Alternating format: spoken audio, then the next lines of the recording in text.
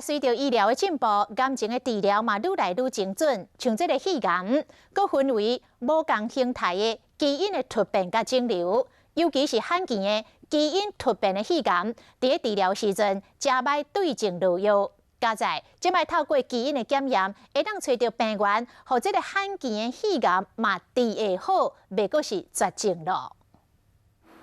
根据卫福部统计，台湾107年因为癌症死亡的人数高达48784个人，占所有死亡人数将近3成比例。其中，佫以肺癌连续9档的冠军。事实上，肺癌分做无共形态基因变异甲肿瘤，有的罕见的基因型的肺癌发生率无到10%，往往无容易诊断，延误治疗时机。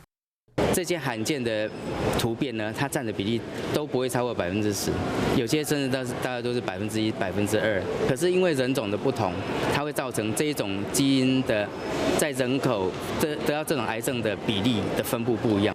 一般来讲，50以上爱食薰的三等亲有肺癌家族史的人，甲经常接触油烟的人，拢是治疗肺癌的高危险群。根据医师临床经验，发现经常感觉胸坎啊闷痛痛，甚至是呼吸困难、体重下降，这大部分已经是肺癌末期。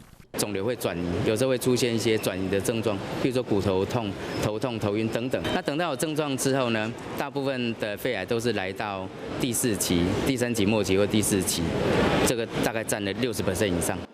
找出肺癌除了定期检查，无其他方法。透过基因体检的精准治疗，更加当有效的提高存活率，降低抗癌过程中的无爽快。